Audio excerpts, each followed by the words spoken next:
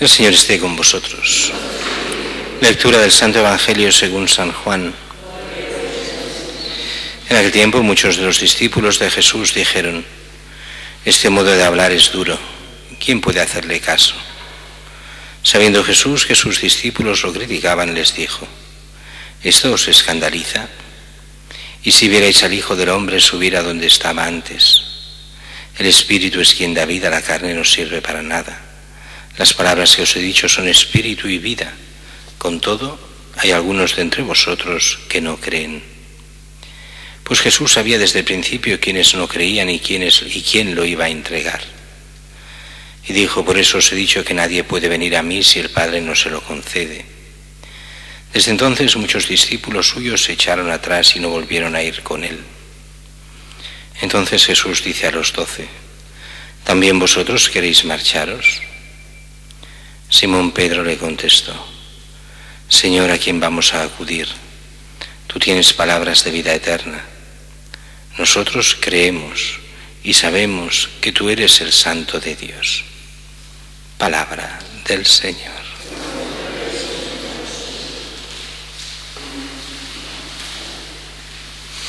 Estamos hoy ante el final de este capítulo 6 de San Juan. Durante al menos 5 semanas, hemos sido 5 domingos viendo este capítulo, que es el capítulo eucarístico por excelencia en este Evangelio de Juan. Quien no come mi carne, quien no ve mi sangre, no tiene vida en mí. Todo eso y mucho más que iba explicando y que la gente no lo entiende. Y dicen: este modo de hablar es duro, ¿quién puede hacerle caso? Y sin embargo, todo eso se entiende un poco mejor cuando vemos el final, cuando le dice Jesús a los 12: ¿también vosotros os queréis ir? Y es muy curiosa la respuesta de Pedro, que después Benedicto XVI nos hace toda una catequesis sobre esta respuesta cogida de San Agustín. Y responde Simón Pedro: Señor, ¿a quién vamos a acudir? Solo tú tienes palabras de vida eterna. Nosotros creemos y sabemos que tú eres el Santo de Dios. Y aquí hay como varias cosas encajadas. Una, sabemos que tú eres el que tiene palabras de vida eterna. Pero la frase que más nos interesa es justo la que viene después. Nosotros creemos y sabemos que eres el Santo de Dios. ¿Qué dice aquí Benedicto XVI y también San Agustín? Él lo ha cogido. Pues que primero se cree y después se entiende. Esa mentalidad de muchos de querer entender todas las cosas de la fe para después decidir si uno cree o no cree, es imposible. Solo se llega a saber las cosas de Dios, a conocerlas en profundidad desde la fe y desde la gracia. Así, si no crees, no llegas a entender nada de los misterios de Cristo, ni de los sacramentos, ni de nada de lo que Él enseña. Sabrás nociones, cosillas, pero no entenderás, no comprenderás, no llegarás al fondo. Por eso primero es la fe, y la fe es la que nos ayuda a entender. Eso no quiere decir que el cristiano renuncie, ni muchísimo menos, a la inteligencia, como para creérselo todo sin pensar. No es eso. No está hablando de eso. Como muchos a veces piensan: entonces el creer es renunciar a la inteligencia de las cosas. No. El cristiano, y esto lo saben todos los grandes doctores de la Iglesia, eran gente de pensamiento sutil, de pensamiento fuerte, gente que sabía pensar. De hecho, tal vez de los más mayores pensadores de la historia han sido los grandes doctores. Un Santo Tomás de Aquino, un San Buenaventura, o un mismo... ahora se me va el nombre, del siglo VII, el gran doctor de la Iglesia, San Isidoro de Sevilla.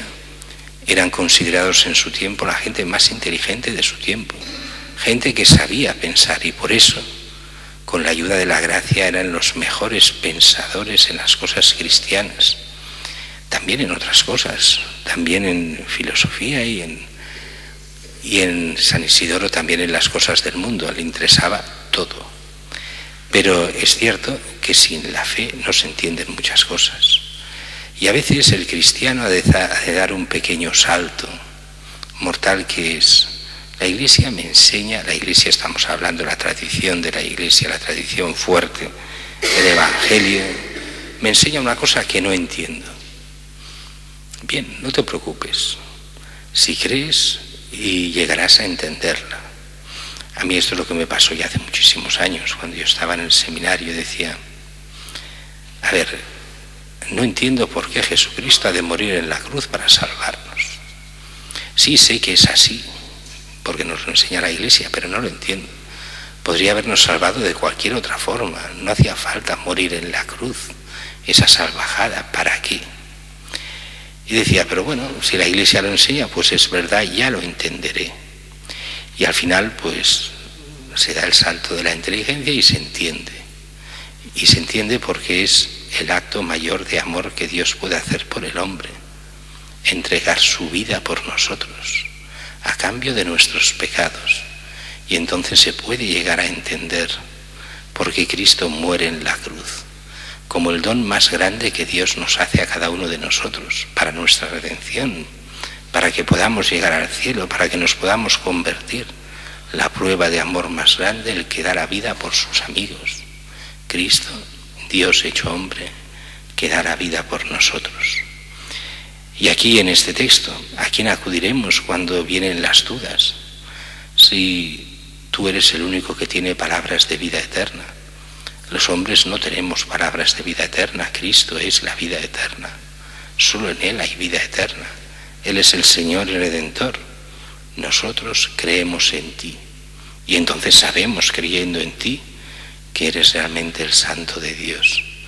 Creer para entender. Y eso a muchos hoy les cuesta muchísimo. El creer lo consideran como una cosa extraña. Incluso aquí muchos interpretan los textos de en medio. Cuando Jesús dice: os he dicho que nadie puede venir a mí si el Padre no se lo concede. Aquí hay mucha gente que interpreta mal, en el sentido protestante, estos textos, como diciendo: ves, hay gente que está predestinada a salvarse y hay gente que está predestinada a condenarse. Aquellos a quienes el Padre no les dará gracia se condenan y no hay nada que hacer.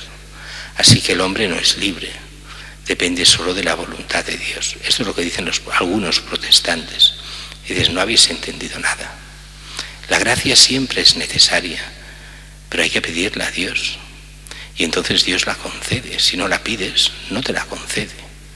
Es un poco esa mentalidad de que mucha gente renuncia a pedir a Dios.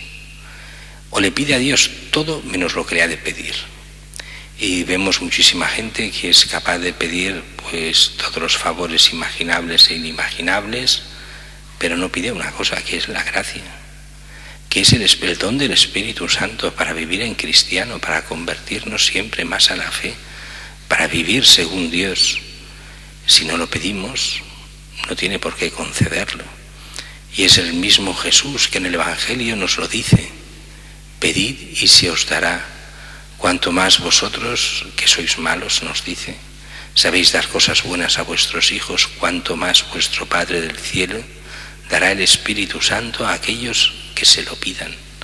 Así que todos tenemos que pedir este Espíritu Santo para que el Señor nos ilumine con su gracia y nos pueda llevar con Él al reino de los cielos.